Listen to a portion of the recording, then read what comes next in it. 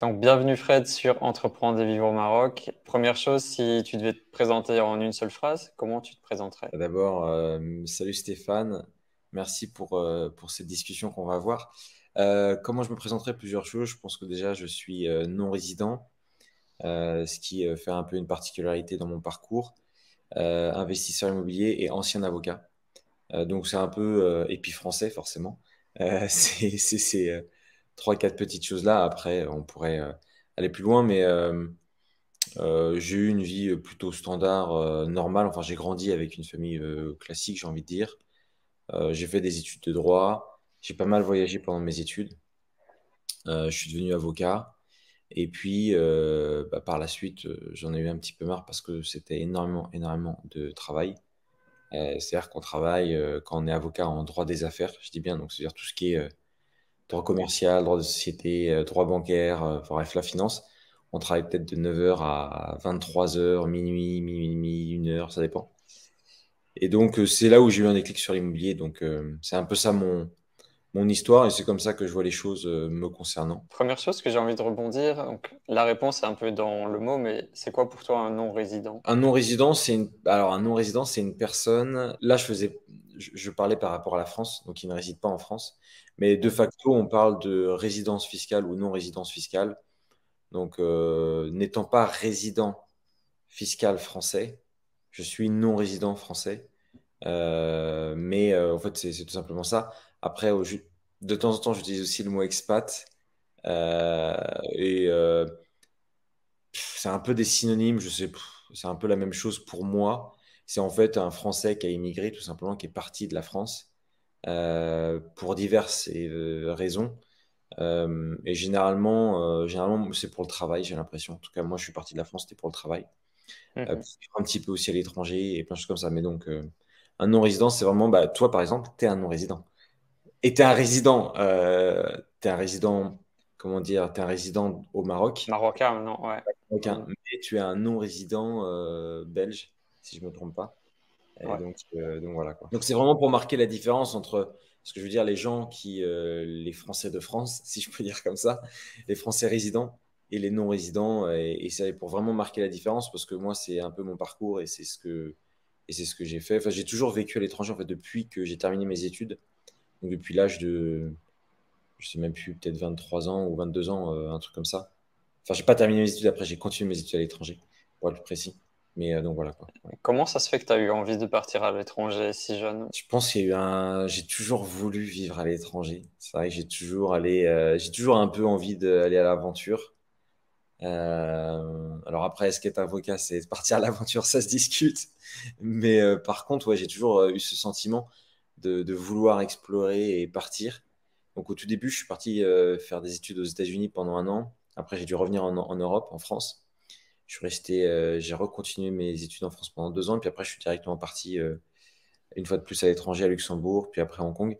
Mais ouais, c'est vraiment cette envie de vivre une expérience à l'étranger, rencontrer des gens, des nouvelles cultures, plein de choses. Et alors maintenant, ça veut pas dire que j'aimerais pas revivre en France, mais bon, pas pour l'instant en tout cas, je pense. Je suis très bien à l'étranger, mais ouais, Mhm. c'est un peu ce désir de vivre une aventure, je dirais. Ouais. Actuellement, tu es où là? Là, je suis à Luxembourg, Mhm. donc alors on pourrait d'ailleurs discuter du fait si c'est vraiment vivre une aventure de vivre à Luxembourg, hein. Mais maintenant, bon, c'est plus vraiment ça, c'est que j'ai ma vie ici, j'ai mon confort de vie ici, j'ai des amis, etc. J'ai créé une vie ici, on va dire. Ça veut pas dire que je partirai pas un jour, parce que je pense qu'on va partir.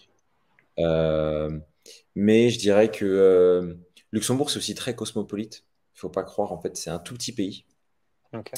Et quand je dis c'est cosmopolite, c'est surtout très européen. Donc il y a beaucoup de espagnol, portugais, italien, belge, allemand, anglais. Donc c'est très très européen. Et évidemment, il y a d'autres nationalités. Il y a beaucoup, par exemple, d'Indiens, j'en sais rien. Il y a plein d'autres nationalités. Mais ouais, donc j'habite à Luxembourg. C'est un tout petit Mhm. pays, mais où il y a beaucoup de Français aussi. Il y a beaucoup de Français. Et d'ailleurs, c'est un truc qui est assez méconnu, c'est que ça fait vivre beaucoup, beaucoup de Français non résidents, mais de Français résidents. C'est-à-dire que tous les jours, il y a environ, alors les statistiques, on n'est jamais très sûr, mais il y a environ 200 000 personnes qui traversent la frontière de la France pour aller travailler à Luxembourg, tous les jours. Donc c'est un énorme, c'est comme si c'était une ville qui se déplaçait vers une autre ville, quoi. C'est assez monstrueux. Ouais. C'est pareil avec la Belgique. Beaucoup de Français travaillent en Belgique et inversement aussi, je pense. Ah ouais, alors ça, en effet, j'ai vu ça, mais Mm. je ne le savais pas en fait. J'ai vu qu'il y avait beaucoup apparemment, de Français qui vivaient même, bah, pour le travail qu'ils traversent, mais même de Français qui vivaient en Belgique. Et j'ai vu dans les statistiques, apparemment, la Belgique, c'est de mémoire quelque chose comme peut-être le cinquième ou sixième pays où il y a le plus de Français à l'étranger. Oui, Euh, et on a beaucoup d'étudiants qui viennent faire leurs études supérieures en Belgique aussi, parce qu'il n'y a plus de place en France et ils le font ici, tu vois. ouais, notamment, je sais que dans la médecine, par exemple, Ouais, la tout ce médecine, qui est c'était médecine, ouais. ouais, Mhm. à cause du numerus clausus, etc., c'était très fermé. Donc, Mhm. ouais, c'est vrai qu'il y a beaucoup d'étudiants. Ouais. Après, à voir, je ne sais pas si toi, tu sais s'il y a beaucoup de Français qui habitent en Belgique, hormis les étudiants. Tu en as déjà rencontré ou... Euh, Pas personnellement, mais il doit en avoir, ouais. Ouais. Ouais, non, mais c'est sûr qu'il y en a. En plus, il y a les institutions européennes. Enfin, c'est sûr qu'il y en a. Tu vois, les Français, tu en trouves partout, je pense, en Il y en a général. partout, ouais. Ouais. Et il y en a beaucoup au Maroc aussi.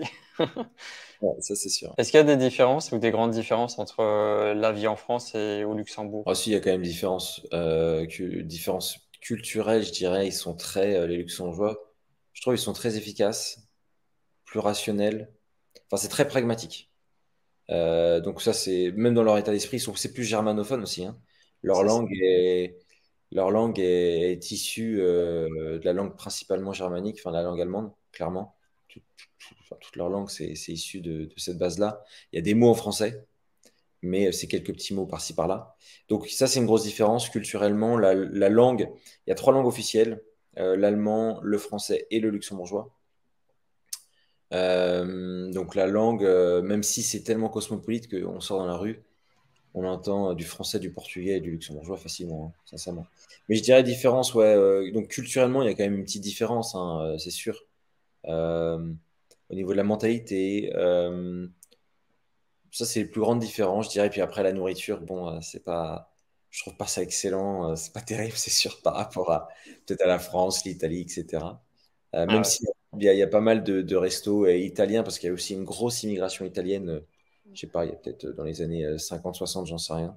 Juste comme ça. Mhm. Donc, bon, il y a certainement d'autres différences. Je sais qu'au niveau juridique, par exemple, parce que moi j'étais avocat, ils ont vraiment aussi une approche plus libérale des choses.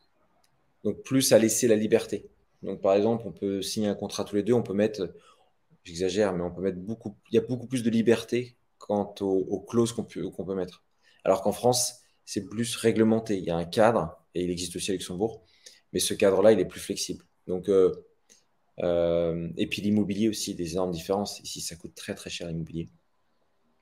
En France, ça dépend vraiment des villes, et en Belgique aussi, mais c'est beaucoup plus abordable qu'à Luxembourg. Au début de l'entretien, tu as parlé de résidence fiscale, de résidence fiscale. Pour beaucoup de mes abonnés, c'est un concept qui n'est pas forcément clair quand tu pars à l'étranger. À quel moment tu deviens résident fiscal du pays où tu es parti? Tu peux nous expliquer un peu plus, sans que ce soit trop complexe, comment ça se passe? Ouais, alors je ne vais pas avoir une réponse définitive parce qu'en fait, ça va dépendre vraiment de chaque État, en fait, qui Mhm. détermine les règles de résidence. Pour un Français, par exemple? Ouais. Bah, pour un Français au Maroc, dès lors qu'il va travailler au Maroc, par exemple, et qu'il va avoir sa résidence, comment dire, ça va être son établissement permanent, c'est-à-dire il va vivre. Alors il y avait cette notion d'un minimum de jours qui maintenant fonctionne plus vraiment, mais en fait, dès qu'on travaille dans un pays, on est résident de ce pays-là. Et si on y travaille et on y vit, pardon. Grosso modo, pour faire très simplement les choses, ça va être ça. Il suffit pas d'y travailler, il suffit d'y vivre, et donc il faut avoir un domicile. C'est vraiment ça à la base qui caractérise une résidence, c'est le domicile. Donc, comme une société, le siège social, en fait. Euh, Après, ça a beaucoup d'implications forcément, parce que ça veut dire que on cotise ou non. Bon, au Maroc, je ne sais pas trop comment ça se passe, mais un régime de sécurité sociale, je ne pense pas que ça existe au Maroc. Mais on va cotiser au régime de sécurité sociale, on va cotiser Oui, il pour la... existe, hein. Il existe? Ok, je savais pas. C'est la même chose qu'en France, hein. Ok. On va... CNSS. ok. On va cotiser pour la retraite. Donc en fait, c'est tout ça qui va faire la différence. On va payer nos impôts. Et en fait, c'est vraiment le domicile. Et même si d'ailleurs on ne travaille pas, hein, si on ne travaille pas, mais qu'on a notre domicile, on est un résident d'un pays. Donc le domicile, c'est vraiment sa résidence principale. Et sur ça, il va y Et, avoir des critères en fonction des hmm, pays. Mais là, je les connais pas par cœur, les critères du Maroc. Il faudrait que je les regarde, en fait. Mais en effet, j'entends parfois des gens me dire ouais, je suis résident au Maroc, mais résident fiscal en France. C'est je possible? suis en train de réfléchir. Je vois pas trop comment c'est possible. Je suis résident fiscal en France, mais résident au Maroc. Bon, non, peut-être qu'il vit dans les deux pays, mais tu peux pas. La résidence se détermine que par. Enfin, pas que par, mais c'est une résidence fiscale avant toute chose, hein. Il n'y a pas d'autre. C'est ça qui, en fait, c'est la plus grande conséquence, ça va être ça. Après, il n'y a pas d'autre. Donc, je vois pas trop ce que veut dire cette personne-là, non. Ouais. Je pense Faudrait- aussi que l'idéal, ouais. quand tu as un business, c'est d'aller voir un juriste ou un fiscaliste qui va vraiment mettre ça au clair avec toi. Exactement, parce que par exemple, il y a ce phénomène de, on se dit, on va partir à l'étranger, on va devenir résident sans aucune démarche administrative. Et en fait, c'est faux. Il suffit pas, par exemple, d'aller à Dubaï, d'avoir même on va dire même son domicile pour être résident dubaïote, entre guillemets, ou émirati. Il y a aussi d'autres choses à faire et ça dépend vraiment de chaque pays, en fait. Mais en effet, c'est hyper important de cocher ces cases-là parce que sinon, on pourrait se faire requalifier et être considéré comme un résident français, par exemple, ou un résident belge. On pourrait même être amené à être considéré comme étant un résident de deux pays en même temps, parce qu'il peut y avoir un conflit de loi, enfin plein de choses comme ça. Donc, il faut vraiment, en effet, qu'on. Bon, après, ça dépend vraiment dans quel cadre. Si on y va pour le travail et qu'on y vit, il n'y a pas trop de débat, parce que si on est salarié, là, il n'y aura pas de. Mais c'est plus, en Hmm. effet, les entrepreneurs. Là, il faut faire vraiment très attention, je dirais. Euh, Parce que c'est ce qu'on appelle enfin, c'est un concept qu'on appelle le forum shopping en droit d'ailleurs. C'est de choisir un État plutôt qu'un autre, mais surtout pour des raisons fiscales ou des raisons avantageuses juridiquement. Donc pour un Ouais. entrepreneur, j'avoue que là, il faut vraiment faire très attention, consulter un juriste. Pour un salarié Bon, moi, j'ai pas mal de membres ou même d'amis donc français qui habitent à l'étranger. Et quand on est salarié, il n'y a pas vraiment cette question-là. Mais parfois, il y a des démarches. Par exemple, moi, quand je suis arrivé à Luxembourg, je ne savais pas. C'est sous une ou deux semaines, il faut aller s'enregistrer à la commune. Euh, et on doit dire notre adresse, etc. Sinon, on n'est pas considéré comme un. Alors, ça va se débattre là aussi, mais sinon, on pourrait avoir des problèmes avec l'administration luxembourgeoise, par exemple. Ouais, au Maroc aussi, il faut s'enregistrer pour Ouais. l'ambassade de ton pays, c'est mieux. Ouais, voilà, exactement. Ça, c'est vrai que moi, j'ai jamais pensé à le faire jusqu'à parce que j'ai été à Hong Kong, mais en fait, une bonne protection, certainement, c'est d'aller s'enregistrer à l'ambassade française ou belge pour dire, bon, ben voilà, j'habite au Maroc et ça constitue un début de preuve. Rien que ça, c'est pas mal. Et puis, bon, c'est pour aussi d'autres considérations, mais ça peut être pas mal, en effet, ouais. Et je pense pas que beaucoup de gens le font, honnêtement. Moi-même, on a tous la flemme, on sait pas Ouais, trop à quoi pareil. ça sert. Et c'est vrai, hein. Après, est-ce que c'est vraiment, vraiment très important? Il n'y a pas vraiment besoin de ça non plus pour être un résident marocain, enfin, pour être résident au Maroc. Il n'y a pas vraiment besoin de ça, mais par rapport à la Belgique, je dis dans ton cas, ou par rapport à la France, mais je pense que ça serait un petit indice supplémentaire, surtout pour des entrepreneurs, des gens comme ça. Peut-être pour pas se faire requalifier. Euh, Par exemple, il y a ces histoires, moi je trouve qu'il est tout le temps un petit peu avec les influenceurs, par exemple. Ils sont tous, enfin, il y en a beaucoup qui sont à Dubaï. Ouais.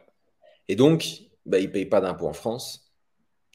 Mais en réalité, ils pourraient. Et je pense qu'un jour, l'État va intervenir et il pourrait facilement les requalifier comme bah, des résidents français ou leur entreprise et comme étant des résidents français pour diverses raisons et parce que parmi les critères de la résidence selon la France, c'est avoir son centre d'intérêt en France. Or, leur centre d'intérêt, c'est-à-dire leurs clients majoritairement, ils sont tous français, à part. Ouais, c'est ça. Hmm. Donc en fait, moi, si j'étais à l'État français, si j'étais aux manettes, en tout cas, j'avoue que j'y réfléchirais parce qu'il y a des millions à aller chercher. À moins de faire bien les choses correctement. C'est pas parce qu'on a que nos clients en France mais c'est un sacré indice, hein. C'est vrai que donc en effet, ça peut porter à préjudice. Donc il faut vraiment se faire enfin aller consulter un professionnel quand c'est comme ça, plutôt que je pense qu'on peut juste bon Dubaï c'est l'exemple flagrant parce que c'est l'exemple on va dire, récent. Mais pour le Maroc et pour plein d'autres pays, c'est extrêmement pertinent, en effet. Et Dubaï est de plus en plus populaire. Je vois tous les entrepreneurs, Yomi Denzel, Oussama Ammar, Ouais, c'est vrai. Alec Henry. Enfin, il y en a plein qui sont à Dubaï là et qui, apparemment, ils adorent leur mode de vie là-bas. Toi, Ouais. tu connais un peu J'y suis allé 2 ou 3 fois. Ouais. Je sais plus, 3 fois peut-être. 2 ou 3 fois. Moi, j'aime bien et j'aime pas. En fait, je suis un peu les deux, mais j'aime bien, c'est-à-dire que tout est facile là-bas. Ça, c'est une vérité. Mm. Euh, tout est, euh, tout est facile, tout est simple, tout est sécurisé. On peut aller à la plage facilement. Il y a plein de choses c'est très structuré aussi, je trouve. Très carré, en fait. Ouais, c'est ce qui revient souvent. Et donc ça, c'est vrai que ça apporte beaucoup de facilité, je pense. Niveau fête et restauration, enfin moi j'ai pas fait la fête là-bas, mais niveau restaurant, il y a plein de trucs aussi.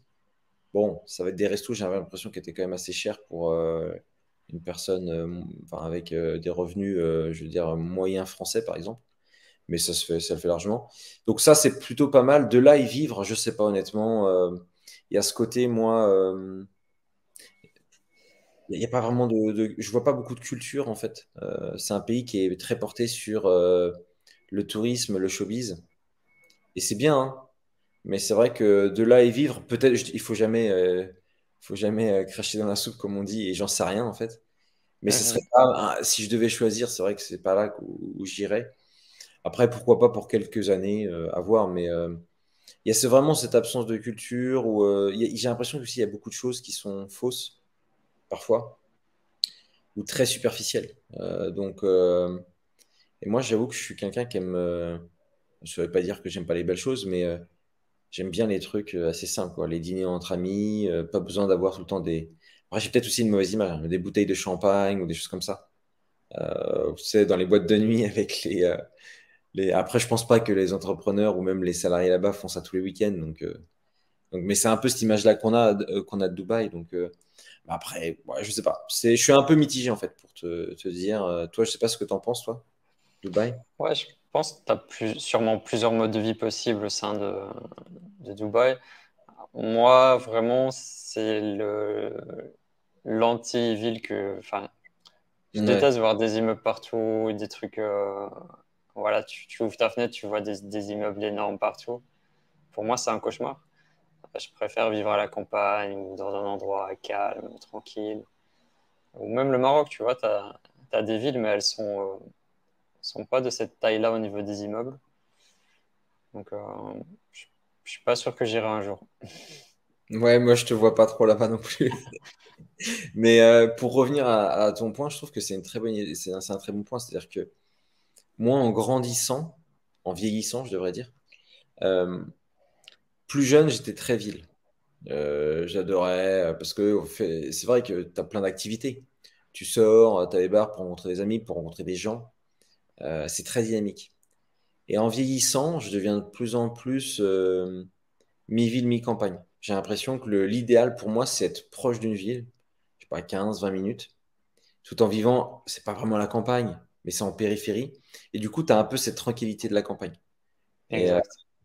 c'est un peu ça, moi, j'ai l'impression. Alors, je dis ça, mais ma femme, c'est pas du tout le cas encore. Elle, c'est plutôt la ville. Il faut trouver parfois un créneau entre les deux. Mais je suis vraiment de plus en plus porté comme ça. Par contre, pour un très, très court terme, 2, 3 ans, allez, je serais prêt à faire pas des efforts, parce que je pense que ça peut être génial quand même de vivre une expérience à Dubaï, honnêtement. C'est quelque chose aussi qui te marque dans ta vie. Mais par contre, je serais assez exigeant enfin, à mon lieu d'habitation, quoi, tout simplement. C'est-à-dire que je voudrais pas, en effet, une tour d'immeuble avec des fenêtres qu'on peut pas ouvrir, ou je sais même pas si c'est possible, parce que si tu es situé, moi, je sais pas, au 30e étage, je sais pas comment ça se passe, quoi, mais ça se trouve, tu peux à peine les ouvrir, ou tu peux certainement les ouvrir, mais t'as des mesures de sécurité. T'as pas des grandes baies vitrées, sauf si tu as une terrasse. Ça, je serais très, très exigeant, ouais, je pense, à ce niveau-là. Hmm. Je Donc, pense que tu voilà. dois trouver des très beaux logements vu que les plus riches sont là-bas. Mais ouais, Ouais, de ce que faut j'ai vu, voir. ouais, c'est Hmm. des très très beaux trucs, je pense. Et d'ailleurs, à Dubaï, je pense qu'en immobilier, il y a vraiment aussi des choses à faire qui Ouais, sont. ça explose, hein. Hmm. Ouais.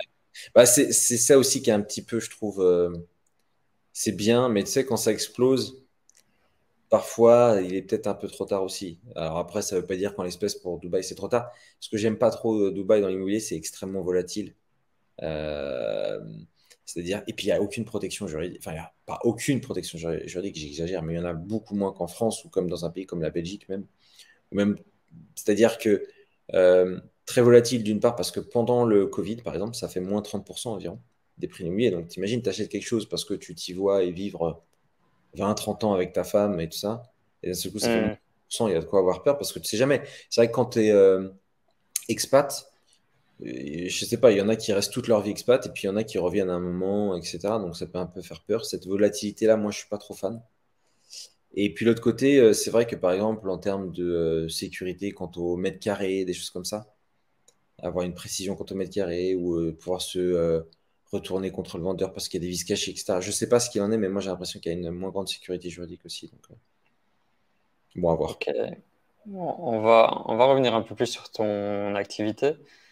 Donc, le premier truc que je voulais te demander quand je pense à ton activité, tu vas développer, mais c'est, par Ouais. exemple, si je suis français, je pars vivre à l'étranger, donc au Maroc par exemple, quel est mon intérêt d'investir dans l'immobilier en France alors que je suis parti vivre dans un autre pays?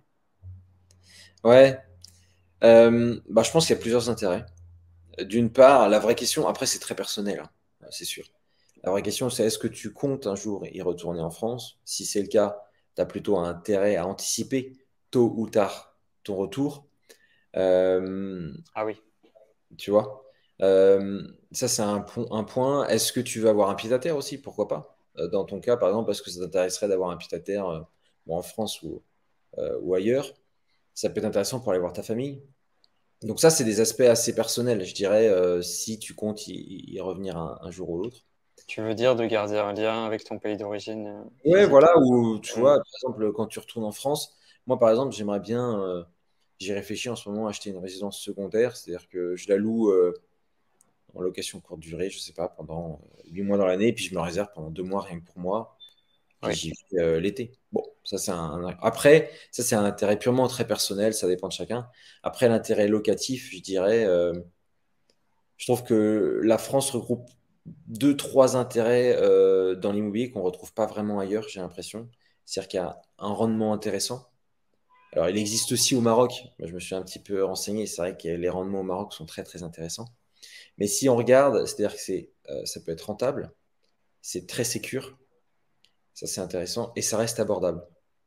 Ça reste abordable par rapport, moi je ne sais pas si tu investis par exemple à Singapour, en étant expat à Singapour, à Luxembourg, même en Suisse, ça coûte beaucoup plus cher qu'en France. Et en fait, dans un pays, j'ai envie de dire, du niveau de la France, c'est-à-dire très développé, euh, on retrouve ces trois arguments qu'on ne retrouve pas vraiment ailleurs, c'est rentabilité, sécurité et abordabilité, j'ai envie de dire. Donc, c'est ça qui est très intéressant, je trouve. Ça, c'est un point. Et ensuite, fiscalement, alors, c'est pas pour ça qu'il faut investir en France, mais il y a des stratégies fiscales qui sont parfaitement légales, évidemment, qui sont très intéressantes d'investir en France quand on est expat, quand on est non-résident, pour reprendre le terme juridique. Et donc, ça, c'est très intéressant. Ça veut dire qu'il peut y avoir, dans certains cas, la possibilité de ne payer aucun impôt. Donc, ça veut dire que tu vas avoir euh, un loyer, moins ton crédit et moins les charges, net dans ta poche, entre guillemets. Donc ça peut être assez intéressant. Après, il y a la retraite aussi, pourquoi pas.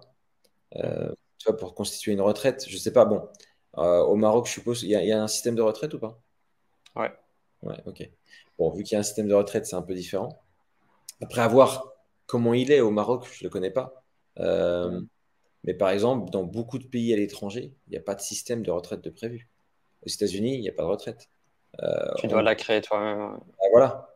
Hong Mhm. Kong, pour y avoir vécu, il n'y a pas de retraite. Singapour, il y a plein de pays comme ça. Dubaï, quand on parlait des Émirats Arabes Unis, il n'y a pas de retraite. Donc, moi, je trouve que c'est vraiment intéressant aussi d'investir en France quand on habite à l'étranger parce que généralement, en habitant à l'étranger, alors ça va dépendre des cas, on va avoir un salaire ou un revenu plus élevé que si on travaillait en France. Donc, c'est un pouvoir d'achat et j'avais vu des statistiques, j'avais étudié ça. En moyenne, un non-résident, donc un expat, va gagner autour de, je crois de mémoire, c'est 87 000 euros à l'année, en moyenne, hein. C'est une moyenne. Voilà. Alors qu'un Mhm. Français, le salaire moyen en France, dans le privé, c'est 27 000 et quelques euros. Donc, il y a une énorme différence. Et ce pouvoir d'achat-là, moi, je trouve ça tellement dommage de ne pas l'investir, de ne pas l'utiliser, que voilà. Et puis après, pour moi, j'avoue que c'était assez. Je me suis jamais vraiment trop posé de questions non plus. C'est-à-dire que si à un moment, je me suis dit pourquoi pas j'achèterais à Luxembourg, ça clairement. Mais la première chose qui m'est venue à l'idée, c'était d'acheter en France parce que je me disais, bah, c'est là d'où sont mes proches, c'est là d'où je viens. Et puis, ça a été assez naturel au final d'investir en France pour moi. Mais c'est vrai qu'on peut se poser des questions, mais c'est très personnel. Mais moi, la plupart des gens qui me contactent, euh, j'ai l'impression que c'est parce que justement, ils ont cette idée un jour ou l'autre de revenir en France. Donc, il y a la retraite, il y a aussi des revenus passifs à côté, tu vois. Il y a plein de. Je Mhm. pense qu'il y a beaucoup, beaucoup de raisons au final. Mais je ne sais pas si Et toi qu'est-ce que tu en penses? Est-ce que toi, tu devrais, par exemple, investir en Belgique alors que tu habites au Maroc? Je sais pas. moi, le truc, c'est que j'imagine pas mon futur en Belgique. Donc, pour moi, mon futur sera au Maroc. Je me vois vieillir ici, mourir ici. Et je pense que c'est différent, en effet. Et Ouais, peut-être le terme expatrié, le vrai terme, on va dire, quand tu es employé par une société française, tu pars travailler à l'étranger quelques mois, quelques années, puis tu reviens. ouais. Là, je comprends que tu vas investir en France. Est-ce que c'est pareil pour toi si tu t'intègres vraiment dans ton nouveau pays, tu deviens résident de ce nouveau pays? Est-ce que ça a aussi les mêmes avantages ou pas? J'ai pas compris ta question, c'est-à-dire si tu Donc, ouais, vas-y, répète. si tu es un expatrié au Maroc pour, on va dire, 3 ans et qu'après tu reviens en France, Ouais, dans ce cas-là, oui, ça a un intérêt d'investir dans ouais. l'immobilier en France. Si tu viens au Maroc pour t'y installer définitivement, est-ce que c'est pareil? Bah, enfin, oui, Tes ça, clients, ils sont dans quel cas, toi? moi, j'ai majoritairement déjà des gens qui vivent à l'étranger et qui n'ont pas de revenus, qui n'ont pas de contrat, comme tu dis, de détachement. Mais j'ai pas beaucoup de membres comme ça, avec des contrats de détachement, parce que ça existe, hein, mais je pense que ça reste une minorité parmi tous Ouais, les c'est Français faible. qui vivent à Mhm. l'étranger. Donc, j'ai pas Mhm. beaucoup de gens comme ça. J'ai des gens avec, par contre, des contrats courte durée. Quand je dis courte durée, 2 3 ans, mais c'est pas vraiment un détachement parce que c'est un contrat quand même local. Donc c'est pas la vraie définition d'expatrié. Mais sinon, comme je le disais, je pense que c'est très personnel. Donc dans les deux cas, Ouais, je pense que c'est totalement pertinent, mais c'est en fonction de chacun en fait, hein. Je comprends qu'on n'ait pas envie d'investir en France. Dans ton cas, par exemple, je comprends que tu n'aies pas envie d'investir dans ton pays d'origine si tu t'y vois jamais y retourner dans ta vie, y vivre, et si finalement tu auras de moins en moins de liens avec ce pays-là, parce que tu vas vivre plus longtemps au Maroc et que ta vie finalement va se situer au Maroc. Mais c'est une vision des choses en fait. Après, il y aurait peut-être un intérêt patrimonial, après, il faut voir, ou même de placer de l'argent, mais tu peux aussi très bien le placer au Maroc, en effet. J'ai entendu des choses, parfois j'ai l'impression qu'en effet, il faut avoir la nationalité marocaine pour investir au Maroc, et parfois non. Donc ça dépend des zones, j'ai l'impression, j'ai pas tout compris, mais en fait, ça dépend si tu achètes en ville, par exemple, ou dans des zones où c'est des terrains agricoles. ouais, Un terrain agricole ne pourra pas être vendu en général à un étranger. C'est souvent ça qui est problématique. ok. Après, je ne suis pas encore calé non plus dans l'immobilier pour te dire les détails. Ouais, Et ok. il y a des histoires aussi de musulmans, non musulmans, Ok, par d'accord. rapport à la succession et tout ça.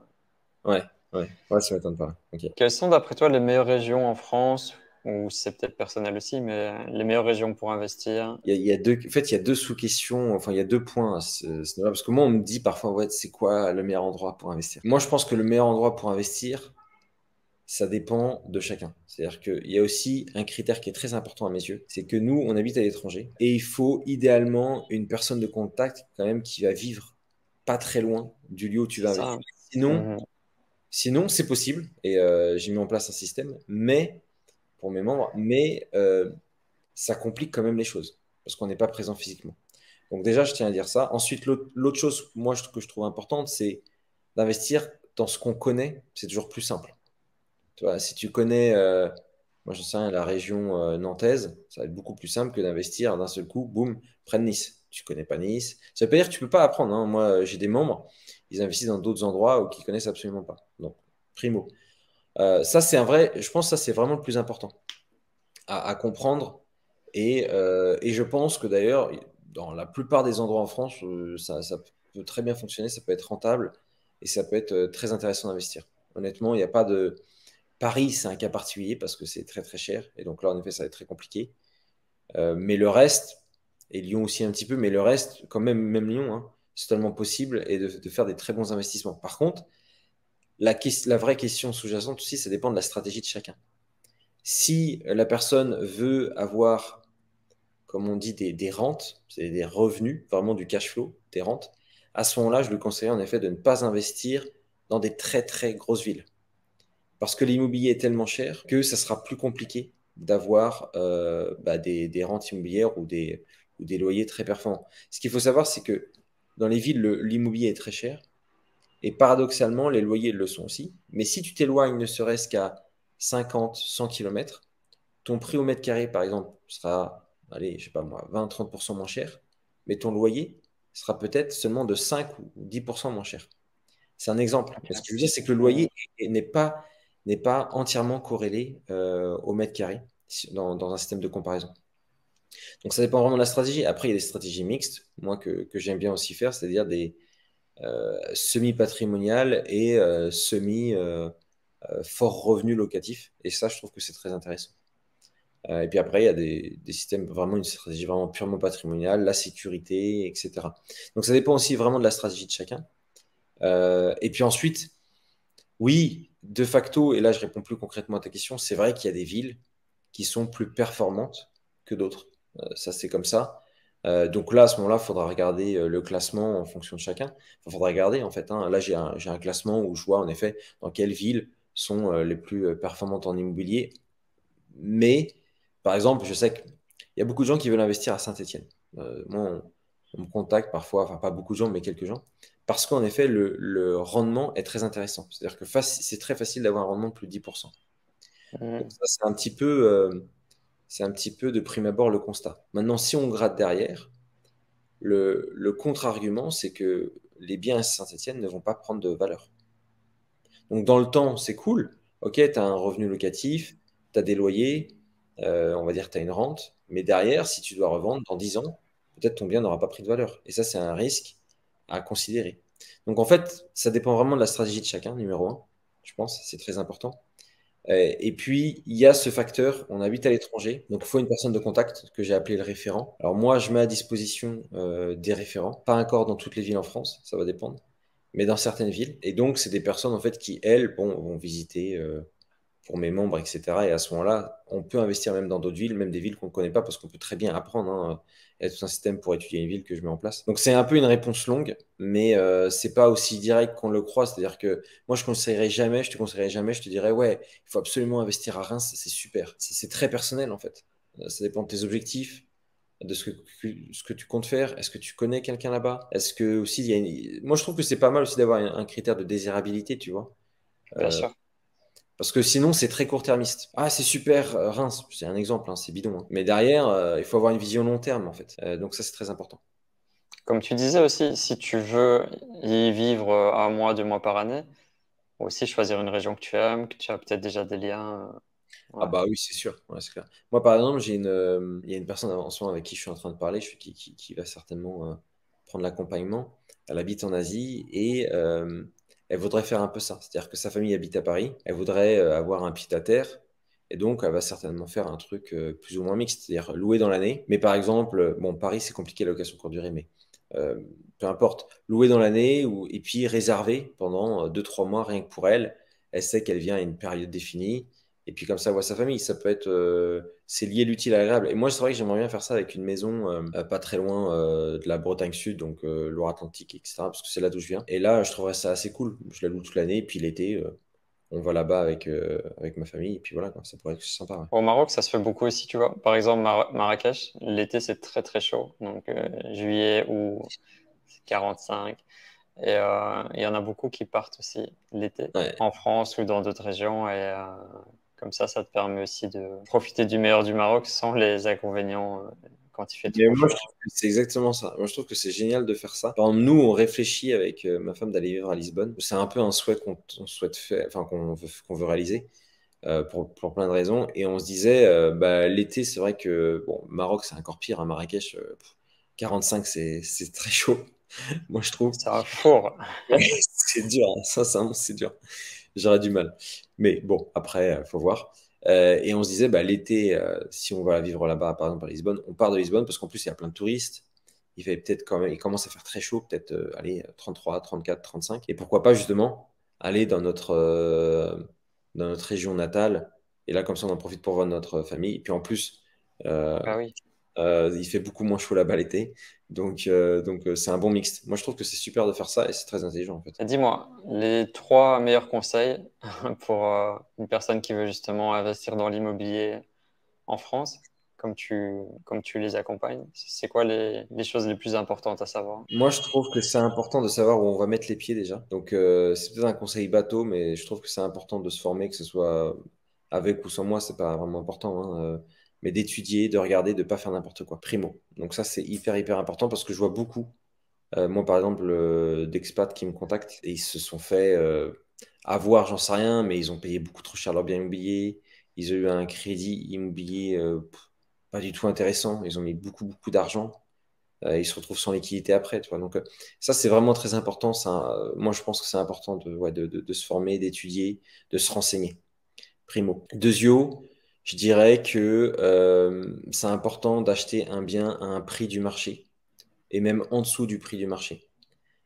Et pas d'acheter trop cher. Parce que derrière, ça peut engendrer des difficultés. C'est-à-dire que si tu achètes trop cher, bah, pour louer, ça va être, tu auras un peu le couteau sous la gorge. Tu devras louer plus cher ou à ce moment-là, tu auras potentiellement des difficultés. Donc c'est vraiment très très important d'acheter au prix du marché. Et même moi, ce que je demande à tous mes membres, hein, et c'est clairement ça le but, d'acheter en dessous du prix du marché pour avoir ce coussin de sécurité, pour faire un bon investissement. Je pense que ça, c'est très important. Et puis troisième point, je dirais de se renseigner sur la fiscalité, de choisir un régime fiscal adapté et de comprendre aussi les répercussions que va avoir l'investissement immobilier, enfin les revenus de l'investissement immobilier dans son pays de résidence. Parce que la fiscalité, elle est double. Alors ça va faire peur, mais elle n'est pas totalement double, mais elle a double conséquence. On n'est pas imposé dans les deux pays. Dans la plupart des cas, on ne sera pas imposé dans deux pays parce qu'il y a des conventions, mais il y a des répercussions quand même.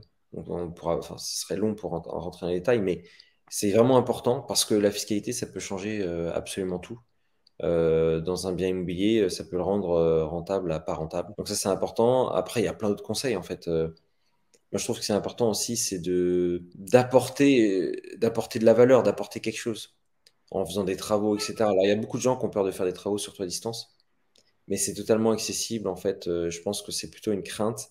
Et les craintes sont généralement liées au manque de maîtrise. Donc il faut apprendre de tout ça. Et en fait, moi, tous les logements que j'ai eus et que j'ai tout le temps acquis, j'ai tout le temps rénové. Et certains, j'ai fait même des très grosses rénovations. Mais derrière, j'ai apporté quelque chose au bien. Et donc, le locataire, lui, il est content aussi. Moi, par exemple, ce que je ne fais absolument pas et ce que je trouve qu'il faut pas faire, c'est louer des logements dégueulasses. Vraiment, c'est pas intéressant de faire ça parce que d'une part, on aura les mauvais locataires. On a ce qu'on mérite, en fait, hein. C'est aussi simple que ça. Si j'ai un bien attractif, j'aurai des locataires attractifs. Et puis surtout, moi, ça me fait plaisir. Je me dis, bah, déjà, je suis tranquille parce que pendant 10 ans, j'ai absolument rien à faire. Et Hmm. ça m'apporte une sérénité. Et en plus, j'ai apporté ma pierre à l'édifice, j'ai envie de dire, à quelqu'un. Et à l'histoire, quelque part, en rénovant un bien. Et j'apporte un confort à quelqu'un. Donc, il y a plus que trois conseils en espèce. Et surtout, j'ai l'impression, en fait, quand je m'écoute, c'est surtout ne pas faire.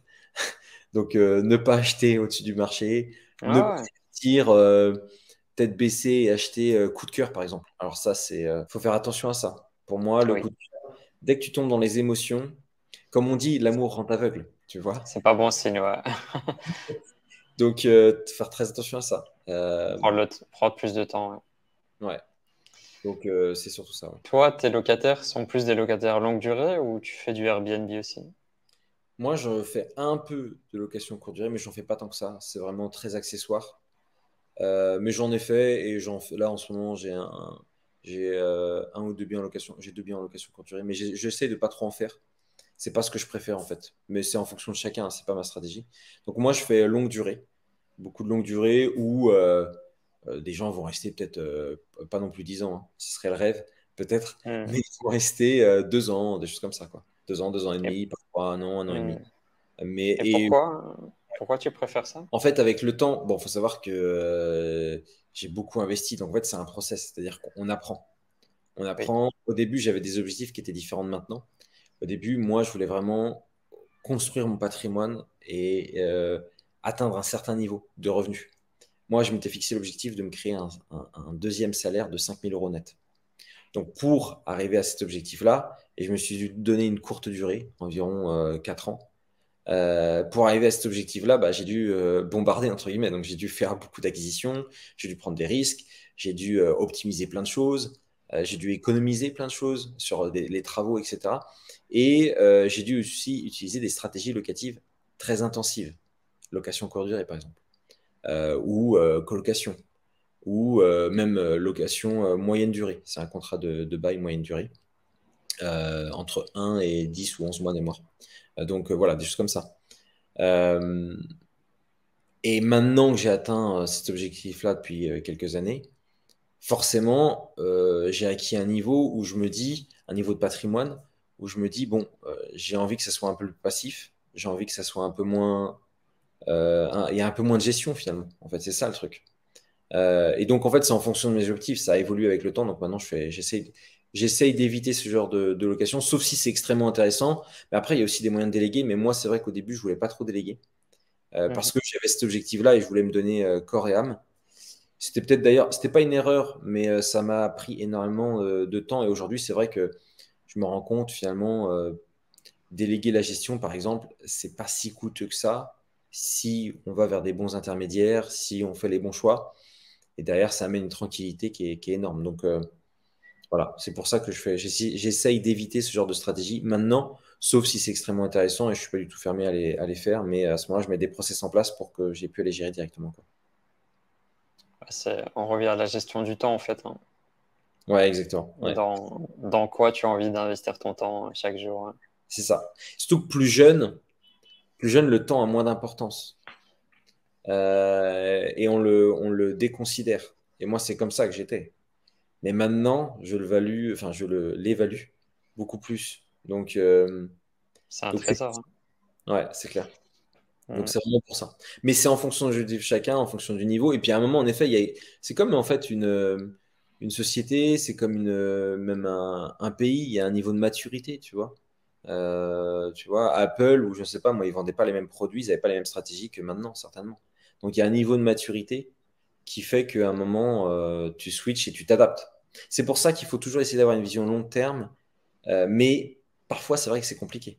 Parce que, en fait, c'est difficile de se projeter dans 10 ans. Tu vois, moi, quand j'ai commencé, et encore, j'ai commencé à investir, j'étais plutôt, entre guillemets, c'était pas méga jeune, j'avais, à cause de mes montées d'études, tu vois. En ayant été avocat, j'ai commencé à investir très tardivement. Et pour autant, c'est difficile de se projeter vers l'âge de 40 ans. Comment tu seras? Bah, voilà, donc, mais le temps, c'est fondamental, en effet. Je pense que ça peut être bien d'intégrer en fait le plus tôt possible que la vie est changement. Et même si tu fais des plans, des projections, des rêves, tout peut changer à chaque instant. Ouais, ouais, c'est clair. Ou alors, il faut mettre en place des stratégies. Ok, pas de problème.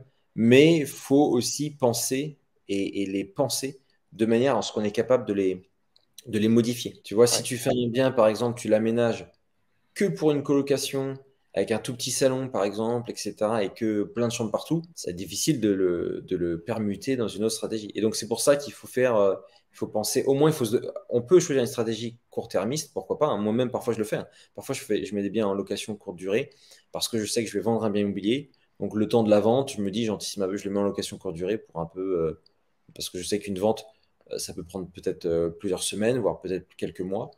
De temps en temps, Mhm. voilà. Mais il faut tout le temps se donner la capacité d'être en mesure de modifier en effet sa stratégie. En fait, c'est ça qui est important, je trouve. Ouais. Donc là, il nous reste une dizaine de minutes. Tu peux nous parler de ton projet IMO pour expat. C'est quoi la méthode, puisque tu as des formations et de l'accompagnement. Ouais, Dis-nous exact. en plus sur ce que tu fais. Déjà, donc qu'est-ce que je fais moi concrètement, IMO pour expat, c'est des accompagnements et quelques formations en effet pour permettre aux expatriés et aux non-résidents français principalement d'investir en France dans des conditions similaires à si on y habitait. C'est un peu ça Mhm. que j'ai voulu faire parce que moi, c'est mon parcours. C'est-à-dire que moi, comme je le disais tout à l'heure, j'étais expat, je suis toujours expat, je suis non-résident. Et j'ai réussi enfin, à hacker le système, c'est peut-être un peu exagéré, mais oui, à hacker le système, c'est-à-dire j'ai fait les mêmes choses que si j'avais habité en France. J'ai eu les mêmes résultats. C'est-à-dire que j'ai emprunté dans les mêmes conditions qu'un résident français. Donc c'est un peu tout ça. En fait, c'est ça ce que j'essaye de faire et c'est comme ça que j'ai réussi à le faire. Et c'est ça le but des accompagnements, c'est vraiment se former pour faire les choses de manière la plus simple possible et la plus automatisée en ayant toujours cet axe qui est issu de mon expérience, tout simplement, qu'on habite à l'étranger. Donc la stratégie n'est absolument pas la même, ou même la méthode n'est pas la même que si on y habitait localement. Donc les accompagnements, bah, il y a plusieurs accompagnements, ça va dépendre en fonction de chacun et en fonction des besoins. Euh, et puis aujourd'hui, on est plusieurs membres, donc je suis vraiment très heureux parce que je vois les changements bah, que ça crée en fait. Et je vois, il y a avant-hier un participant qui m'a dit qu'il était devenu voyant en ayant fait la formation, qu'il pouvait voir maintenant, il comprenait, etc. Et ça, c'est vrai que c'est assez magique de voir ce changement-là. Euh, Mhm. et moi, en fait, à la base, j'ai créé ça tout simplement parce que j'ai eu vraiment des difficultés au début à investir en France. C'était pas facile. C'est-à-dire que les banques, il y avait même un courtier qui m'avait raccroché au nez. Les banques, c'était très compliqué. Trouver un bien rentable à distance, comment tu fais sans te déplacer physiquement? Moi, je me suis jamais déplacé pour aller, j'ai pas pris un billet aller-retour ou je ne sais quoi. Donc, j'ai mis en place des systèmes comme la méthode du référent que je mentionnais tout à l'heure, c'est-à-dire une personne, soit une personne de contact, soit une personne que je mets à disposition. Alors, c'est pas dans toutes les villes, hein, pas encore, mais ça va peut-être venir avec le temps, hein, et c'est ce sur quoi je travaille, donc ça va venir à un moment ou à un autre. Euh, mais, euh, et c'est vraiment pour nous permettre d'investir dans les mêmes conditions, en fait. C'est vraiment ça le but. Et en fait, il faut juste comprendre on n'a pas le même statut, on n'a pas les mêmes avantages, et on n'a pas les mêmes inconvénients que si on était résident, tout simplement. Donc ça, c'est vraiment ça le but. Et je suis très heureux de le faire parce qu'en fait, c'est un peu mon histoire, tout simplement. Donc, quand j'ai vu les difficultés qu'il y avait autour de moi, enfin, et ce que j'ai réussi à faire, j'ai commencé à en parler à des amis et ils m'ont posé plein de questions, etc. Donc, à ce moment-là, je me dis, bon, ben, c'est vrai que je peux tellement aider de gens que ça me fait extrêmement plaisir, tout simplement. Donc, c'est par passion par l'immobilier et de vraiment aussi de voir Moi, quand je vois qu'il y a un membre qui réussit, c'est un truc qui me rend encore plus heureux que si c'est moi qui investissais. C'est ça qui est dingue. Ouais. Je suppose que toi, c'est pareil, je sais pas. Mais tu vois, quand tu accompagnes quelqu'un, c'est ça qui est assez dingue, quoi. Euh, Ça, c'est cool. Ouais, c'est très excitant et tu, tu ressens beaucoup de joie de l'aider et qu'il réussisse. Ouais.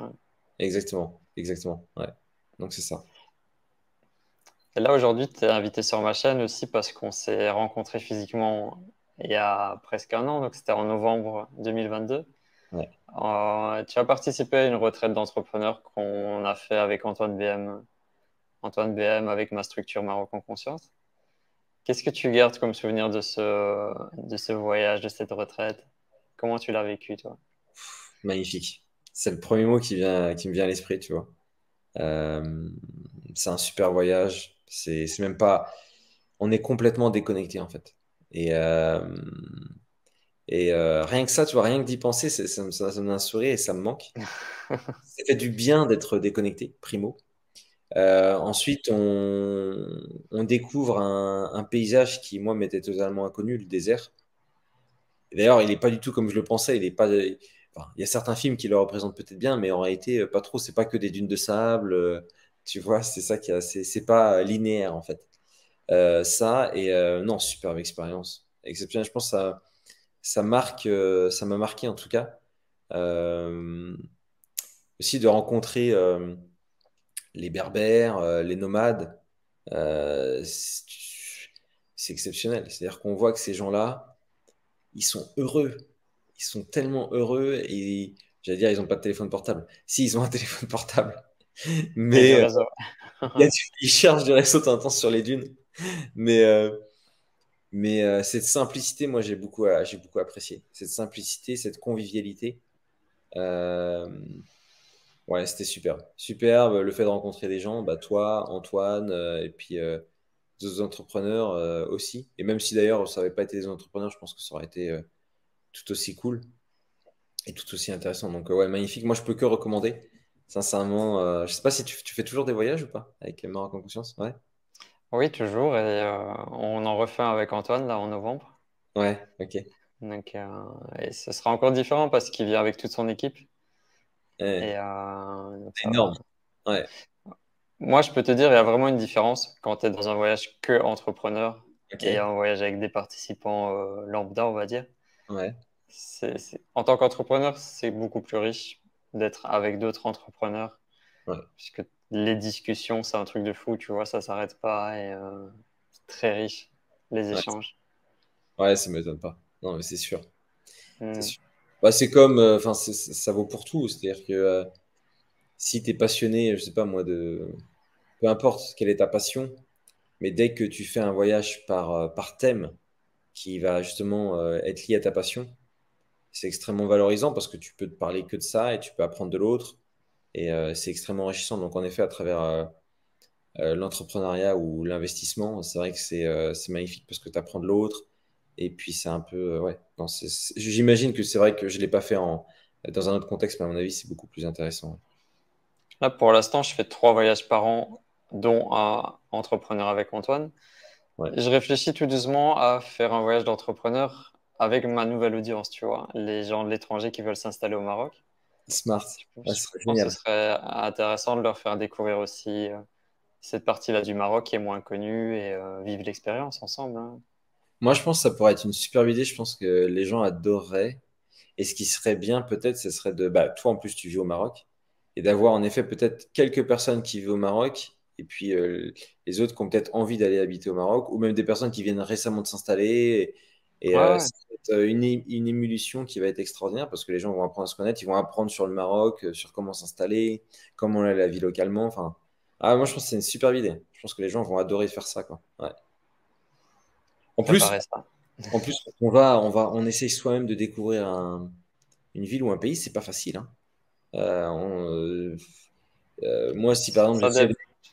Ça Ouais, dépend de ta personnalité aussi, hein. non, c'est clair. Mais il y a toujours cette... t'es jamais vraiment sûr, quoi. Jusqu'à un certain moment. Il faut vivre un minimum de temps pour peut-être avoir Oui. une certaine certitude. Mais par exemple, en 2 mois, tu n'as aucune certitude sur le pays d'où tu viens. Est-ce que c'est ça vraiment... Non. Par exemple, sur les prix au Maroc, quand tu vas, je sais pas moi, est-ce que c'est vraiment ça le vrai prix quand tu vas au marché? Mais au-delà de ça, et comment se passe le système, comment sont les loyers, t'as pas vraiment de... T'es limité parce que tu as un cercle restreint, c'est juste les gens à qui tu as parlé. Alors que vivre une expérience telle que tu pourrais la proposer, là, il y a des certitudes qui arrivent immédiatement. Et ça, c'est extrêmement valorisant, quoi, pour tout le monde. Ouais. Hmm. Donc tu valides le concept. À moi, ça me donne envie d'aller vivre au Maroc. Ah, bienvenue, hein. Non, ouais, c'est Et pas justement, immédiat, ouais. Mais ouais. est-ce que ton image du Maroc a changé? J'imagine que oui, après ce voyage. Oui, quand même. J'étais déjà allé au Maroc. J'étais allé à Marrakech avec ma femme. Et j'avais bien aimé. Il y a une partie, un aspect que j'aimais pas trop. Mais bon, mais sinon j'avais beaucoup aimé. Mais c'est vrai que j'ai vu le Maroc différemment. Et ça m'a rendu ouais, beaucoup plus, j'allais dire amoureux. Je sais pas si c'est le terme, mais beaucoup plus ouais, amoureux du Maroc et des Marocains. C'est-à-dire que bah, quand tu apprends à connaître quelqu'un, c'est sûr. C'est extrêmement Enfin, moi, j'ai adoré rencontrer les Marocains que j'ai rencontrés grâce à toi. C'est-à-dire, c'est des gens qui ont la main sur le cœur, très respectueux, très serviables, souriants. Et c'est magique de voir ça. C'est magique. Surtout que nous, on est dans notre vie, peut-être parfois, on se concentre sur nos problèmes, et tout le monde fait ça, et c'est parfois aussi logique. Mais quand tu vois cette richesse-là aussi, c'est magnifique. Donc, ouais. Moi, ça a changé un peu la vision, c'est vrai que j'avais du Maroc. Par rapport à mon voyage que moi j'avais fait, c'est pas du tout pareil. Donc, ouais, clairement. En fait, tu as plusieurs Maroc dans le Maroc. Chaque région est différente et les mentalités changent aussi. Ouais, Bon, après, ce qui reste, c'est l'hospitalité qui est dans tous les Marocains. ouais. Ouais, mais ça, c'est pas étonnant. Ouais. C'est vrai qu'à mon avis, déjà que tu ailles à la ville ou à la campagne, ça n'a rien à voir. Ça C'est pas... change trop, ouais. Ah ouais, Hmm. c'est sûr. C'est sûr. Mais je pense que ça, c'est un peu peut-être dans beaucoup d'autres pays aussi. Mais peut-être que c'est plus marqué au Maroc du fait que bah, quand on y va en tant que touriste, on va que dans les endroits touristiques, j'ai envie de dire. C'est On ça, confirme, ouais. moi peut-être. Ouais, je sais pas. Et il y a un truc que je devais parler avec toi, puisque là, ça va être dans le titre de la vidéo YouTube. Dis-moi. Ah ouais, je t'en ai parlé un petit peu. Tu sais, par rapport au mot expatrié. Donc, dès que quelqu'un prononce le mot expat dans une de mes vidéos, c'est la guerre dans les commentaires YouTube. Donc, en fait, ce qui est problématique pour certains, c'est genre, quand tu es blanc, que tu pars à l'étranger, tu es forcément expatrié ou tu vas parler de toi avec le mot expatrié. Et le problème, c'est si tu es un arabe ou un noir, tu seras un immigré quand tu pars vivre dans un autre pays. Et on va dire, chaque fois qu'un blanc prononce ce nom dans mes vidéos, c'est très mal perçu. Mais il y a le truc, mais je ferai un jour une vidéo là-dessus pour vraiment bien expliquer. Je crois dans l'inconscient collectif, un Français qui part à l'étranger, pour lui, il va dire le mot expatrié, mais ça aura pas forcément une connotation raciste ou parce que je suis blanc, je dis ce mot-là. Mais c'est mal perçu Ouais. par d'autres personnes qu'on emploie ce mot-là. Non, mais je comprends. Moi, parfois, je reçois aussi la critique, hein. Euh, je reçois aussi la critique. On me dit non, vous n'êtes pas expat. Nous, on dit immigré. Et ils ont Ouais, raison. Ils ont raison. Je pense originellement, et on l'a abordé, un expat, c'est un Français qui part. Moi, je pense à l'origine, il faudrait vérifier, mais c'est un Français ou même pas qu'un Français. Mais à la base, c'était un Européen, un occidental at- qui attaché à sa société. partait en détachement et c'était ça, Hmm. l'expat. Sauf qu'on l'a généralisé. euh, et c'est comme ça maintenant. Je peux comprendre que ça puisse énerver, mais c'est vrai qu'à la base, il n'y a pas une volonté de. C'est dur c'est pas plus d'une heure là ou parce que j'ai vu qu'il Non, c'est est. pas grave. Ah, c'est pas grave. Ouais, J'ai eu on peur que peut ça. dépasser un peu. Non, non. Mais c'est pas vrai, ok. Mais je pense qu'il n'y a pas une volonté de discriminer, mais c'est vrai que le terme peut porter confusion et peut amener des débats.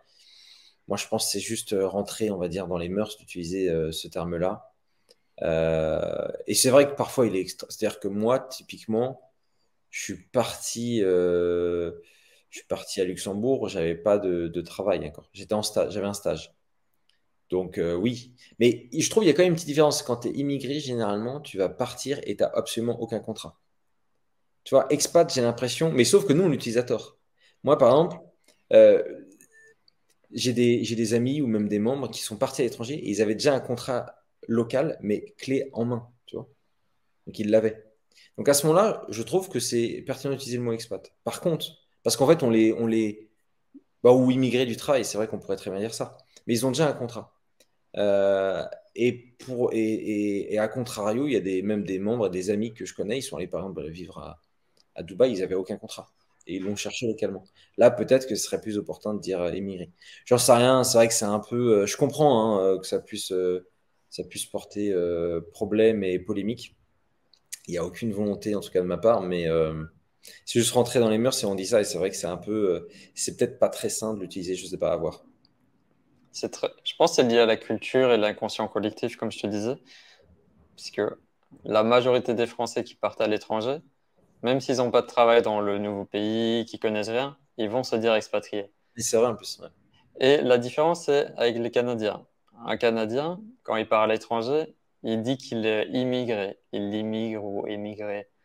Il n'utilise pas le mot expatrié, tu vois, parce que dans sa culture, un Canadien, c'est dans l'inconscient collectif que tu immigres quand tu pars à l'étranger. Mais tu sais qu'en plus, euh, moi, quand j'ai ce genre de commentaires, ça vient beaucoup du Canada, en plus. Donc, tu vois, c'est assez marrant que tu dis ça.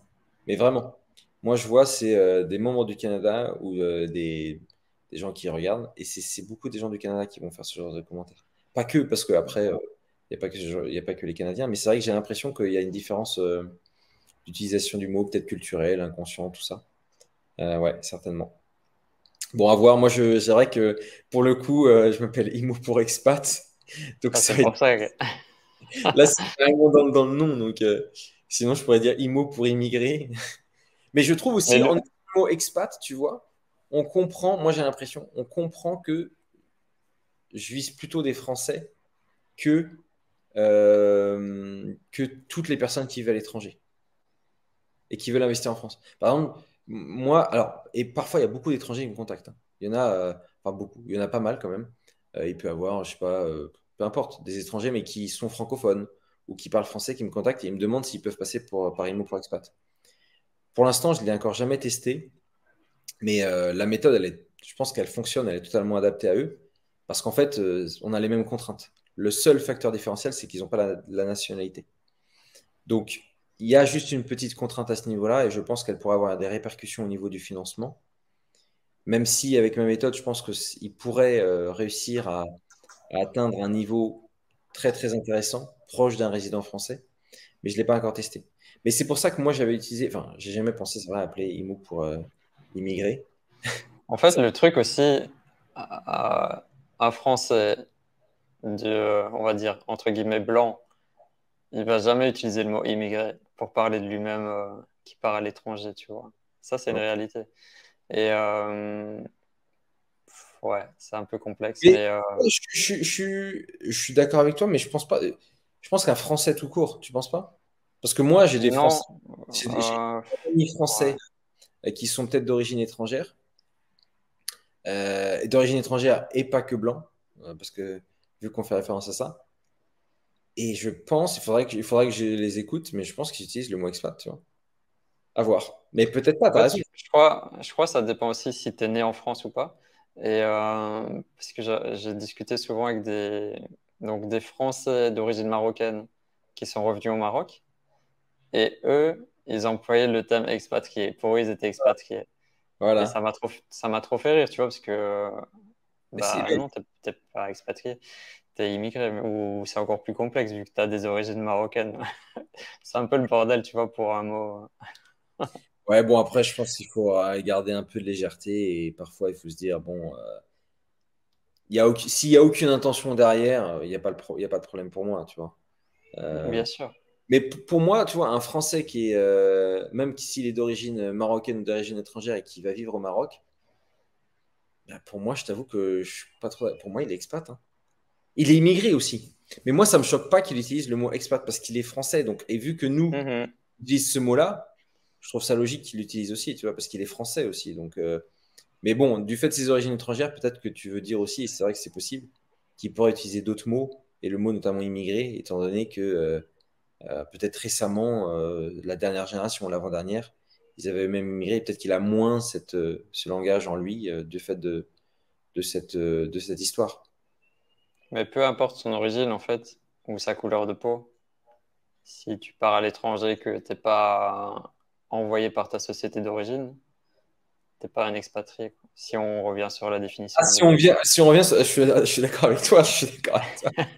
Mais C'est oui, juste que le je suis mot est d'accord. rentré Le dans mot a été le langage, utilisé quoi. de manière Mm. erronée. Donc maintenant, on l'utilise de manière erronée. Et c'est vrai que le mot a pris un autre sens peut-être. Et c'est en fait l'immigration d'occidentaux plus généralement vers soit des pays occidentaux ou voire même d'autres pays. En fait, c'est ça. C'est en fait un occidental qui part ailleurs que dans son pays. Et on utilise le mot expat plutôt que dire immigré. Et c'est vrai que ça crée une espèce de classe, peut-être. J'avais pas... J'ai vu certains commentaires à chaque fois, donc j'essaye de. Honnêtement, j'ai pas encore rebondi dessus. Mais je comprends le. Bon, après, comme je disais, je pense qu'il faut avoir de la légèreté et il faut peut-être aussi. Il faut tout le temps se mettre peut-être à la place de l'autre. Et en effet, moi, je comprends les gens qui font ce genre de commentaires. Après, de l'autre côté, si nous, on l'utilise, bon, c'est comme ça, hein. On verra bien ce que ça. Peut-être qu'on l'utilisera plus dans 50 ans, j'en sais rien, mais j'ai du mal à y croire, mais on verra bien. Bon, au moins, on aura abordé le sujet. Voilà, c'est ça. Donc, dans les commentaires, on verra s'il y aura des gens qui. Et moi, Ah, je c'est suis. sûr, il y en aura, hein. Bah, surtout, si tu écris IMO pour expat, vu que là, c'est dans le terme, là, c'est dans le mot carrément, là, je pense que c'est vrai que ça peut. Ouais. Mais je vais renvoyer vers le timecode de ce passage. Avec plaisir. Moi, ça me dérange pas, mais ouais, c'est assez marrant. Bon, bah, c'est ça aussi qui fait la richesse parfois, hein, c'est qu'on peut avoir des discussions, etc. Et en fait, il faut juste être capable de comprendre l'autre. Voilà, c'est tout. Aussi, je pense, si on étudie le langage, il y a des mots qui prennent un autre sens ou qui ça évolue tout le temps, tu vois. Donc, Évidemment, c'est plus complexe qu'on imagine. évidemment. Le mot, comme je te disais, moi, je pense que le mot expat, il a évolué. Aujourd'hui, on l'utilise plus comme autrefois, hein, on est d'accord sur ça. Donc, c'est pour ça que on l'utilise nous. Mais c'est vrai que. Et en plus, c'est que l'autre jour, j'étais parti en vacances en France pour aller voir ma famille, etc. Et je vais dans un resto, et puis c'était un nouveau resto, et puis le serveur qui était français, il me dit ah ouais, mais d'habitude, je travaille pas là, je suis expat, je pars faire les saisons à l'étranger. C'est parce que vu qu'il est serveur et dans la restauration, l'hospitalité, tout ça. Et donc ça m'a fait rigoler. Et là, je me suis dit, est-ce que t'es vrai? Et là, je me suis posé la question, est-ce que tu es vraiment expat? Tu pars vraiment pour en plus une courte période, tu sais? T'as même pas un projet. Enfin, là, une saison, c'est peut-être la saison en restauration, je sais rien. Saisonnier, hein. Ouais, saisonnier, c'est peut-être 3, 4 mois. Et c'est vrai que je me suis dit, ah ouais, c'est intéressant. Donc, bon, bref. Ouais, on dit expat quand, on va dire, un occidental quitte son pays pour aller à l'étranger, c'est un expat. Ouais. Ouais. C'est en... Et c'est vrai que, mais c'est vrai qu'il y a, ouais, c'est exactement ça en plus. C'est vrai. Ouais. Non, mais c'est vrai que c'est un peu, je peux comprendre la réaction des gens aussi. Ouais. Bon, ouais, voilà, on aura au moins expliqué le débat, on aura fait avancer le débat, j'espère, si toutefois qu'il est. Ouais, ce qu'on peut dire, je pense pas que c'est une connotation raciste ou de se sentir supérieur par rapport à une couleur de peau ou d'une origine. C'est juste que c'est un mot qui est rentré dans le langage courant et qui a été adopté, tu vois. Ouais, exactement. Je suis d'accord. Donc voilà. Bon, Bref, Stéphane. comment on fait pour te contacter, pour en savoir plus sur ce que tu proposes ou te suivre sur les réseaux? Ouais. Bah moi, il suffit d'aller. Alors là, ça va peut-être être polémique, mais il suffit de taper IMO pour expat sur YouTube, Instagram, LinkedIn, Facebook. Donc, IMO pour expat, et puis vous me trouverez. Et puis après, il suffit de me contacter. Sinon, il y a le site bah, imopourexpat.com. Donc, voilà, c'est clairement dans le mot. Donc tout simplement. Et après, avec grand plaisir pour échanger avec les personnes qui me contactent. Et puis, merci beaucoup, Stéphane, pour cette discussion. Avec C'était plaisir. très cool et très enrichissant. Et puis, merci aussi pour l'invitation, tout ça. Donc, je te remercie beaucoup. Et puis, bah, j'espère qu'on se reverra bientôt. Pourquoi pas au Maroc? Je compte pas encore y aller là, parce que en quelques temps, ma femme va accoucher. Donc, à mon avis, je vais être un peu bloqué pendant les prochains mois. Mais Peut-être à Paris en décembre, ouais. ouais, à Paris, ce serait cool qu'on se voit justement si tu viens en décembre, etc. Ouais, avec plaisir. Ok. C'est quoi le mot de la fin que tu aimerais partager? Un message du cœur ou un message tout court? Euh, Moi, ce que je voudrais dire, c'est tout simplement que je reviens à la France, parce que c'est un peu le but d'Immo pour Expat, c'est investir en France. C'est que parfois j'ai l'impression qu'on n'est pas très fier de notre pays. Alors il y a des choses qui n'ont pas été bien peut-être, mais moi je pense qu'il faut être fier de son pays. Et en vivant à l'étranger, j'ai l'impression qu'on se sent plus français parfois que si on y habitait, et on est peut-être plus fier. Euh, Et je trouve ça peut-être parfois dommage. Donc, tout simplement, je pense qu'il faut être fier de son histoire, quelle qu'elle soit, et fier de son pays aussi. Et puis après, l'autre truc que je voudrais dire, c'est vraiment, c'est très important de préparer son futur et pas que penser au moment présent. Je trouve que beaucoup d'expats, beaucoup de Français qui vivent à l'étranger, on pense très court terme. Et moi, c'est comme ça aussi que je pensais quand j'ai été travailler à Hong Kong, j'ai été aux États-Unis, j'ai été à Luxembourg. Vivre, en fait, on rencontre tellement de gens. Et en fait, quand on vit à l'étranger, on va rencontrer beaucoup de gens, on va sortir, on va découvrir la vie et on vit un peu le moment présent sans pouvoir se projeter très lointain. Et je trouve que c'est un peu dommage euh, parce que derrière, le temps, il passe très vite. Et donc, il faut aussi penser long terme. Ça ne veut pas dire qu'il ne faut pas vivre le moment présent, mais il faut aussi penser long terme, moyen terme et justement investir. Moi, je trouve que ça, en tout cas, ça a changé ma vie d'investir en immobilier. Et alors, je ne sais pas si ça changera la vie de tout le monde, mais c'est important de penser à sa sécurité financière, je trouve, Euh, parce qu'on ne sait jamais de quoi elle est faite, la vie. Et surtout, quand on vit à l'étranger, il peut se passer des choses. Euh, donc voilà, tout simplement penser long terme et pas que le moment présent, je pense que c'est hyper important. Et se dire que c'est possible, on peut carrément investir dans les mêmes conditions qu'un résident français, ou s'y approcher en tout cas. et tenter de le faire. Et c'est totalement possible. Donc, il ne faut pas se limiter. Et je vois beaucoup de gens qui se limitent, qui disent non, mais ça, c'est pas possible, je ne pourrais pas y arriver. Mais non, en fait, c'est totalement possible. Je l'ai fait, moi, mes membres le font. Et c'est tout le but de la méthode IMO pour expat. Donc, let's go, quoi, tout simplement. Ne pas se limiter, ouais. Une dernière petite question bonus qui me vient là. Ouais, Est-ce que on pourrait investir dans l'immobilier après 40 ans, après 45 ans pour toi? oui, oui. Je dirais après 40 ans, oui. Après 45 ans, oui. Euh, à partir d'un certain âge, c'est vrai, je dirais à partir de 55, 60, ça va être beaucoup plus complexe. Ou alors, il faudra tout simplement mettre plus d'apport. Voilà.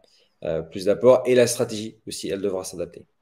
C'est-à-dire qu'on n'a pas 25 ans devant nous, quoi. Enfin, on les a, mais on n'a pas envie de tous les cas. Quand on investit, il faut récolter les fruits le plus tôt possible. Et dès qu'on commence à louer, idéalement, il faut que ce soit rentable, donc ça nous génère un revenu.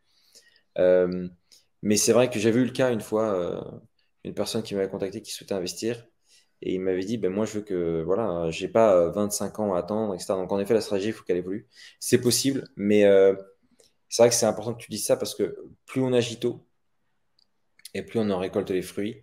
Donc, c'est pour Ouais. ça rejoint un peu ce que je disais avant. Et c'est vrai que c'est une belle transition. C'est le fait de dire, bah, il faut pas trop perdre de temps. Dans l'immobilier, un bien immobilier, ça met 20, 25 ans à se rembourser. Il n'y a pas besoin d'attendre 20, 25 ans pour toucher de l'argent et avec l'immobilier. Euh, mais la banque, forcément, elle sera moins attractive face à ce genre de profil et parce qu'il y a plus de risques, tout simplement. Donc voilà. Donc c'est pas trop tard pour moi, je peux encore Ouais, m'y non, toi, intéresser. non, non, c'est pas trop tard. 40 ans, tu peux encore. Ouais, tu peux Hmm. encore. Ouais. Je dirais, moi, c'est à partir de ouais, 55, c'est vraiment, ça commence à être juste. Moi, mon père, tu vois, il a 65 ans. Et là, il avait un projet immobilier. Il a réussi à investir. Ça n'a pas été simple. Il n'est pas expat, mais ça n'a pas été simple. Il a dû mettre beaucoup plus d'apports. Le crédit est beaucoup plus court. Donc Ouais. forcément, voilà, c'est beaucoup plus complexe, hein. Donc voilà. Ouais. Il faut pas trop le faire tant qu'il est chaud, comme on dit. Donc il faut y aller, quoi. Ah, faut avoir l'argent aussi. Ouais, mais en fait, non, il faut avoir l'argent, mais en fait, Ou la stratégie, ouais. ouais, mais en Belgique, c'est vrai que c'est pas pareil parce que je sais qu'en effet, et je m'étais beaucoup renseigné sur la Belgique parce que ici d'ailleurs j'ai pas mal d'amis belges à Luxembourg, donc c'était intéressant. Et en Belgique, en effet, il faut beaucoup d'apports. De mémoire, il faut 15% et c'est non négociable, c'est très très compliqué sans apport parce que les banques n'y dérogent pas. Mais en France, c'est faux. On peut investir avec peu d'apports, honnêtement. Alors en ce moment, le contexte est un petit peu défavorable, mais c'est toujours possible. C'est toujours possible. Et quand je dis peu d'apport, il n'y a pas besoin d'avoir. Donc, si tu vois, si tu veux acheter un bien immobilier à 100 000 euros, si tu as 10, 15 000 euros, allez, même 7 000 euros, ça se trouve, c'est même peut-être moins, ça va dépendre de chacun. Parce qu'après, moi, j'ai réussi à investir, par exemple, pour 200 000 euros. Mon premier bien, il m'a coûté 200 000 euros. J'ai mis 2 000 euros sur la table. Wow. Donc, en fait, c'est accessible quasiment pour tout le monde. 2 000 euros, beaucoup de gens, beaucoup de Français peuvent les mettre. Mais pour ça, il faut avoir les connaissances, les stratégies et, ouais, et la méthode, c'est sûr. Maintenant, ce que j'ai fait moi, ça ne veut pas dire que tout le monde y arrivera parce que moi, quand je fais quelque chose, j'avoue que je suis à fond dedans et je suis assez extrême euh, parce que je suis très motivé. Mais voilà, donc c'est largement possible. Voilà, tout simplement. Donc, justement, ça, c'est une croyance limitante que beaucoup d'expats ont. Ils pensent qu'il faut tout le temps beaucoup, beaucoup d'argent. Pas forcément. Ça va dépendre. Et en fonction. D'où l'intérêt de se former et d'apprendre Ouais, avant. exactement. Ouais, exactement. Hmm. Et il y a des stratégies qui permettent vraiment d'arriver à ce genre de résultat, honnêtement. Donc, ouais, c'est possible. Donc, voilà, c'est possible, tout simplement. Donc, voilà, il faut vraiment. Et en plus, il y a une phrase, je sais plus c'est quoi, il faut investir puis attendre plutôt que attendre pour investir. Ou je sais plus ce que c'est la phrase, un truc comme ça. Et c'est vrai, en Ouais, fait. je comprends. Hmm. Et après, en plus, quand tu as investi, bon, bah, tu laisses le truc tourner. Oui, il y a des petits trucs de temps en temps à gérer, mais c'est tout. Tu vois, ce qui est bien dans l'immobilier, c'est que tu fais une fois le travail. Donc, tu as acheté une fois le bien, tu as fait peut-être des petits travaux, tu as mis un locataire, tu mets peut-être une agence ou tu vas le gérer par toi-même si c'est pas trop chronophage. Si c'est la longue durée, tous les 2 ans, honnêtement, ça ne demande pas beaucoup de temps. Et après, Mhm. après c'est fait, quoi, hein. Donc voilà, quoi. Ok, bah, merci pour ce moment. Je vous renvoie vers le site de Fred, donc Imo pour expat, ou sur les réseaux pour en découvrir encore plus. Et Ouais. merci pour ce moment partagé.